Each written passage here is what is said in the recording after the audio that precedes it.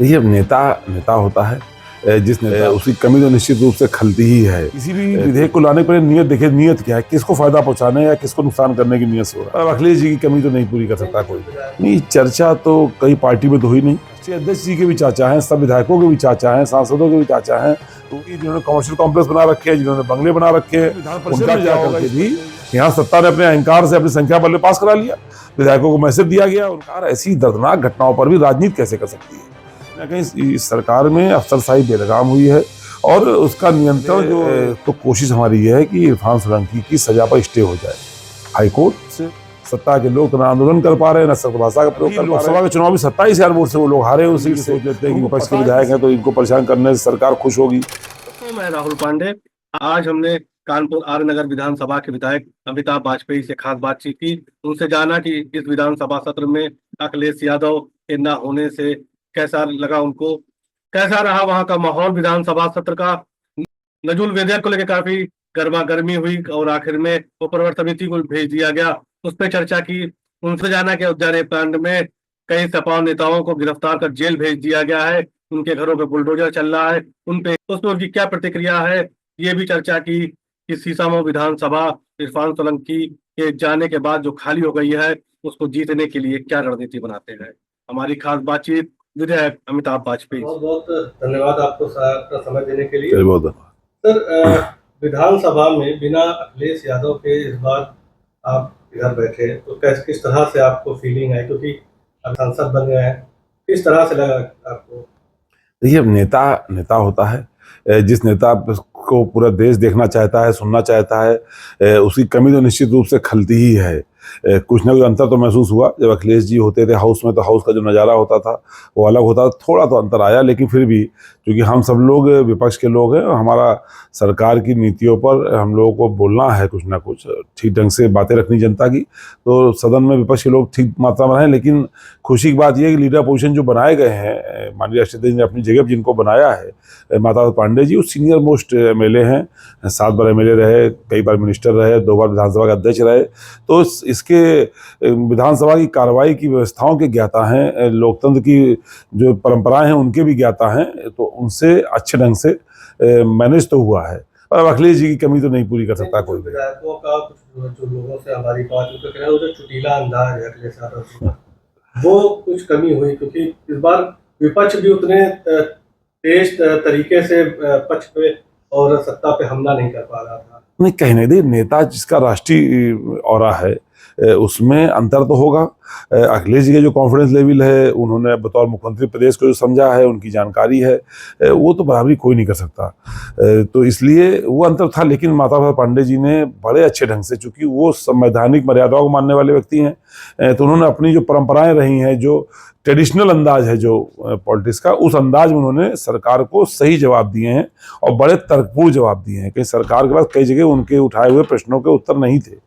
दोनों अंदाज अलग अलग हैं, तुलना संभव नहीं है। एक तरफ अनुभव था और एक तरफ वर्तमान परिवेश की राजनीति, दोनों में अंतर है, लेकिन माता बाबा ने भी अच्छे ढंग से उसको निभाया है। हाँ, ये फिर मैं कह रहा हूँ कि राष्ट्रीय अध्यक्ष जी की कमी तो कोई पूरी नहीं कर सकता। एक और भी चर्चा रही कि शिवपाल सिंह यादव को नेता प्रतिपक्ष बनाने के बाद अचानक तो एक चर्चा चल रही थी, हो सकता है इस बार शिवपाल सिंह यादव नेता प्रतिपक्ष बन जाए, लेकिन माता प्रसाद पांडे को बनाने के बाद जो सत्ता है तो फिर कह रही है कि इस बार चाचा फिर खाली हाथ रहेंगे। ये किस तरह से आप देखते हैं? नहीं, चर्चा तो कई पार्टी में तो हुई नहीं। ये चर्चा तो आप मीडिया के साथियों में रही होगी या कहीं रही हो, कोई चर्चा, लेकिन पार्टी में ऐसी कोई चर्चा कभी नहीं रही। और ना हमें लगता है कि चाचा ऐसा कुछ चाहते थे। ये चाचा का पार्टी में सर्वोच्च स्थान है, सब लोग उनका सम्मान करते हैं, तो हमें नहीं लगता कि उनकी कोई ऐसा, सबको पता है सीनियर मोस्ट को बनना था, तो सीनियर मोस्ट माता प्रसाद पांडे जी थे, तो ये एक अच्छा चयन है, तो इसमें किसी को शिकायत नहीं है। चाचा क्या खा लिया, वो चाचा हैं, राष्ट्रीय अध्यक्ष जी के भी चाचा हैं, सब विधायकों के भी चाचा हैं, सांसदों के भी चाचा हैं, तो वो खाली हाथ नहीं, उनके दोनों हाथ आशीर्वाद की मुद्रा में उठे हुए हैं और हम सब लोग उनके आशीर्वाद से ही आगे बढ़ रहे हैं। एक विधेयक काफी चर्चा रही विधानसभा में, वो है नजूल की जमीन को, उसमें आपकी तरफ से तो विरोध हुआ ही, सत्ता पक्ष की तरफ से भी काफी विरोध हुआ, उस पर क्या कहेंगे? इसमें सरकार की नीयत साफ नहीं थी। किसी भी विधेयक को लाने पर नियत देखिए, नियत क्या है, किसको फायदा पहुंचाने या किसको नुकसान करने की नियत से हो रहा है। ये विधेयक सीधे सीधे गरीब लोग जो बसे हुए हैं नजूल जमीन पे, उनको नुकसान पहुंचाने के उद्देश्य से, और कुछ पूंजीपतियों को और कुछ भाजपा के बड़े नेताओं को फायदा पहुंचाने के उद्देश्य से लाया जा रहा था। तो मुझे खुशी है कि भाजपा के भी बहुत सारे नेताओं ने विधेयक में जो प्रस्ताव है उसमें तो ये साफ है कि जो भूमि है उसको सरकार अंडरटेकिंग लेगी और जो उसकी किसी को भी लीज पे नहीं देगी और सरकारी काम जाएगी तो सरकार की तो है ही, सरकार की तो है ही। मैंने भी इत्तेफाक से नजूल विधेयक आ रहा है इस तरह मुझे नहीं पता था, तो मैंने भी एक प्रस्ताव सरकार को भेजा था इस साल इस विधानसभा में। मैंने नियम 51 और 301 में भी लगाया है, पत्र भी भेजा मुख्यमंत्री को। जो नजूल की खाली जमीन पड़ी है मेरे यहाँ, मेरे कानपुर शहर में, मेरी विधानसभा में सिविल लाइन्स में बहुत सारी पुरानी मिलों की जमीनें जो खाली पड़ी हैं, जिनमें लंबे समय से ना कोई मिल लगी है ना कोई लक्षण दिखाई पड़ते। तो मैंने अर्बन फॉरेस्ट्री का प्रस्ताव भेजा था कि नजूल लैंड पर अर्बन फॉरेस्ट्री डेवलप कर दी जाए, कहीं ना कहीं जो पेड़ लगा दी जाए। तो वो खाली जमीन का उपयोग होना वो अलग बात है, सरकार की मिल्कियत है।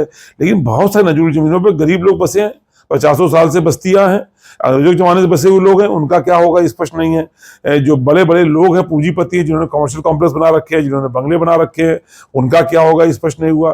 तो हम लोग ये समझ में आया, एक तो खाली जमीन का उपयोग करने की बात होती है, एक अलग बात है खाली जमीन तो सरकार मालिक है ही, तो जो उपयोग करना चाहे कर ही सकती है। हम लोग इस बात के पक्ष में है कि सरकार की जमीन का बेहतर उपयोग होना चाहिए। पर जो पूंजीपतियों ने लाभ उठा रखा है या कोई बड़े पूंजीपति लाभ लेना चाहते हैं और उसकी आड़ में गरीबों को उजाड़ना चाहते हैं, ये चिंता बहुत जायज थी। और सभी पक्षों ने यही तो मांग करी है कि ऐसे विधेयक को लाने से पहले प्रवर समिति को सौंपे, ताकि सभी लोग राय आ जाए, स्पष्टता आ जाए। जल्दबाजी में ऐसे विधेयक जिनके दूरगामी परिणामों नहीं लाए जाने चाहिए। तो वो देखिए, आखिर विधान परिषद में जाकर के भी यहाँ सत्ता ने अपने अहंकार से अपनी संख्या बल पास करा लिया, विधायकों को मैसेज दिया गया, उनको सख्त किया गया, उन्होंने अपना उसको पास करा लिया। लेकिन विधान परिषद में जाकर के उन्हीं की पार्टी के लोगों ने उसको रोक देने का काम किया, प्रवर समिति को चला गया है। तो हमें लगता है प्रवर समिति में बेहतर सुझाव आएंगे और इस विधेयक ठीक हो जाएगा। भी चर्चा रही कि जो सत्ता पक्ष के विधायक है वो इसलिए भी नहीं चाहते क्योंकि कई सत्ता पक्ष के विधायकों का नजूल भूमि पे कब्जा है, जो आप कह रहे हैं। पर अगर ये भूमि सरकार के पास आती है तो वो सरकारी महकमे या सरकार के योजनाओं में ही काम आएगी। तो क्या बैकफुट का कारण विपक्ष नहीं सत्ता पक्ष रहा, उनके खुद के विधायक रहे? सत्ता भी रहा, चर्चाएं तो बहुत सारी है। गोरखपुर को नजूल जमीनें हैं, यानी उनका क्या होने जा रहा था। हम लोग अपने यहाँ से देखते हैं, हम ये चाहते हैं कि नजूल की जमीन जो भी है उसके वर्गीकरण होने चाहिए। एक तरफ तो वो, अब जैसे हमारे एक बाजार है, नजूल भूमि बसी हुई है, 50 साल पुरानी बाजार है, उसका इस्तेमाल अलग तरीके से हो सकता है। कहीं गरीब बस्ती बसी हुई है, वही बसी पुराने अंग्रेजी जमाने से, उसका इस्तेमाल अलग तरीके से होगा। क्या सारी खाली कराएंगे क्या हम लोग पहले? सरकार की तो है ही, पर खाली कराएंगे क्या पहले? तो इसलिए हम लोगों को बंगलों के लिए क्या है, कमर्शियल कॉम्प्लेक्स जो बने हुए उनके लिए क्या है, खाली जमीन पे क्या है, जहाँ बाजारें बनी है वहाँ क्या करेंगे, और जहाँ बस्तियां बसी वहाँ क्या करेंगे, इसका अलग अलग वर्गीकरण करके, चिन्हीकरण करके उनके लिए अलग अलग नीतियां बनानी होंगी, तभी ये विधेयक सफलता की ओर जाएगा। इस वक्त जो एक और सियासत जिसपे गरमाई है वो अयोध्या रेप की है। आप सपा के कई नेताओं पे उस पे संलिप्तता के आरोप लगे हैं। जो पीड़ित पक्ष है वो भी कह रहे हैं कि वहाँ के जो सपा के नेता हैं उन्होंने गैंग रेप किया है। उसके बाद लगातार जो है बुलडोजर चले, उस पर आपकी क्या? देखिए, ये जो घटनाएं होती हैं बड़ी दर्दनाक होती हैं, ईश्वर करे किसी के साथ ना हो, संवेदनशीलता की जरूरत होती है। लेकिन हम लोग को ये लगता है कि सरकार ऐसी दर्दनाक घटनाओं पर भी राजनीति कैसे कर सकती है। जो भी व्यक्ति दोषी हो उसके ऊपर सख्त से सख्त कार्रवाई होनी, सब लोग उसके पक्ष में है। पर किसी भी ऐसे व्यक्ति की कोई पार्टी देख करके, जाति देख करके और धर्म देख करके बात करेगा तो वो बात ठीक नहीं है। दोषी दोषी होता है। कल तो मैंने कुछ दूसरे परिवार के भी कुछ वीडियो आ रहे थे, उनकी महिलाओं की बातें भी सुनी, पीड़ितों की बात भी सुनी जा रही है। सरकार के पक्ष ने उसको पार्टी के रूप में देखना चाहा। तो हम ये सरकार से कहना चाहेंगे, संवेदनशील घटनाओं को राजनीतिक चश्मे से देखने के बजाय साफ मन से ही देखें कि हम पीड़ित को न्याय दिलाने में पीड़ित की मदद करें और दोषी को हम सख्त सख्त सजा दिलाने में कानून का सहारा लें। लेकिन सरकार का कानूनी विश्वास नहीं है और सरकार हर घटना का राजनीतिकरण करना चाहती है। कहीं ना कहीं जरूर लगा कि अयोध्या हारने से सरकार परेशान है और अयोध्या में कोई घटना का ही राजनीतिक फायदा लेना चाहते हैं। हम लोग यही अपील करेंगे कि ऐसी दर्दनाक घटनाओं का राजनीतिक लाभ लेने के बजाय संवेदनशीलता के साथ में, न्यायप्रियता के साथ में ऐसी घटनाओं का पूरा काम होना चाहिए उन पर। आपके और आपके जिला अध्यक्ष के बीच तकरार अभी भी बढ़ी हुई है, लगातार दोनों तरफ से कुछ न कुछ संवाद हो रहा है, क्या कारण है? नहीं, मेरी तो कोई हम लोग सभी का सम्मान करते हैं, हम अपने जिलाध्यक्ष का सम्मान करते हैं, पार्टी सभी नेताओं का सम्मान करते हैं और कोई तकरार ऐसी बात हम लोग बीच में, हमें तो नहीं लगता कोई तकरार है। सीसमऊ चुनाव को लेके जो सत्ता पक्ष काफी गंभीर है, कई मंत्री आ रहे हैं, लगातार यहाँ के दौरे हो रहे हैं, सीसमऊ विधानसभा खाली हो चुकी है, उस पर किस तरह की रणनीति आपकी तरफ से बनाई जाए? देखिए, हमारी स्पष्ट रणनीति है। हम पहले तो कोशिश हमारी ये है कि इरफान सोलंकी की सजा पर स्टे हो जाए। हाई कोर्ट से पहले कोशिश कर रहे हैं, हाई कोर्ट से नहीं होगी, सुप्रीम कोर्ट से कोशिश करेंगे। हम पूरा प्रयास करेंगे कि सजा पर स्टे हो जाए, इस चुनाव की नौबत ना आवे। जहां तक भारतीय जनता पार्टी का सवाल है, वो प्रयास ज्यादा कर रहे हैं तो उनको करना ही चाहिए। वो लगातार इस सीट से हार रहे हैं, उनके जीतने की कोई संभावना नहीं है। अभी लोकसभा के चुनाव में 27,000 वोट से वो लोग हारे उस सीट से, तो उनको पता है कि सीट उनके लिए लोहे के चने चबाने जैसा है, इसलिए वो प्रयास कर रहे हैं। पर वहां की जनता के मन में वैसे भी समाजवादी पार्टी के प्रति प्रेम है, और जो इरफान सोलंकी के प्रति सहानुभूति है, वो मिला के ऐसा कॉकटेल बनेगा कि अगर चुनाव हुआ तो भारतीय जनता पार्टी कम से कम 50,000 वोट से सीट हारेगी।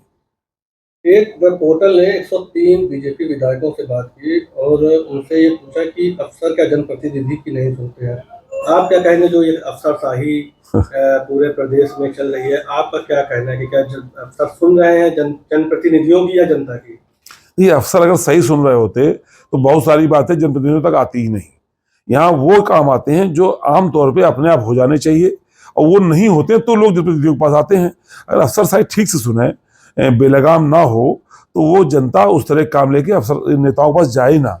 लेकिन ये सही है कि कहीं ना कहीं इस सरकार में अफसरशाही बेलगाम हुई है, और उसका नियंत्रण, जो सत्ताधारी दल के नेताओं का नियंत्रण अफसरशाही पे कतई नहीं है। अब ये उनके दल की बात है। हम लोग विपक्ष में, तो हम लोग इस बात से प्रसन्न है कि अगर कोई बात होती है, अफसर नहीं सुनते, तो हम लोग उनसे सख्त भाषा में बात कर सकते हैं और आंदोलन कर सकते हैं। और ये बेचारे सत्ता के लोग तो ना आंदोलन कर पा रहे हैं, ना सख्त भाषा का प्रयोग कर पा रहे हैं, तो हमें लगता है वो ज्यादा दुखी है। अफसरशाही बेलगाम, इस बात से हम सहमत हैं, पर दुखी भाजपा के विधायक ज्यादा है। हम लोग तो फिर भी आंदोलन के सहारे से अपना काम चला ले रहे हैं। एक आखिरी सवाल, एक समय कई अखबारों में स्टैम्प चोरी को लेकर खासे आप छाए रहे, काफी चर्चाएं हुई कि आपने स्टैम्प चोरी किया चुनाव के मद्देनजर, और चुनाव के समय भी। फिर अब आप उस स्टैम्प चोरी से बरी हो गए, क्या कहेंगे उस पर? अंत भला तो सब भला। ये परेशानियां आती हैं राजनीति के रास्ते में, कभी परेशान करने की नीयत से भी आती हैं, कभी अधिकारी भी ये सोच लेते हैं कि विपक्ष के विधायक हैं तो इनको परेशान करने से सरकार खुश होगी, तो अपने नंबर बढ़वाने के लिए कभी कभी ऐसी हरकतें करते हैं। लेकिन कानून का हम लोग आस्था थी। हमने शुरू में वीडियो जारी करके कहा था कि हमें कानून पर विश्वास है, हमारे पास एविडेंसेस हैं, जो हमारे एविडेंस जाएंगे तो हमको उसका लाभ मिलेगा। और आपने देखा कि हमें हमारे सबूतों का लाभ मिला है, और आखिरकार मुकदमों में हम विजय हुए। वो आरोप हमारे ऊपर से हटा है। ऐसे अधिकारियों को कभी राजनीतिक भावना से इस तरह के काम नहीं करने चाहिए। जो सही हो, अगर वो सही करते तो ऐसी बातें नहीं आती, पर जो अधिकारियों का राजनीतिकरण हुआ उसकी वजह से ऐसी परेशानियां आती हैं। लेकिन अंत में कानून बड़ा है, और कानून का पे हम लोग आस्था थी, और कानून से हम लोगों की विजय हुई है। तो बहुत बहुत धन्यवाद समय देने के लिए, और बहुत अच्छे जो आपने उत्तर दिए, धन्यवाद।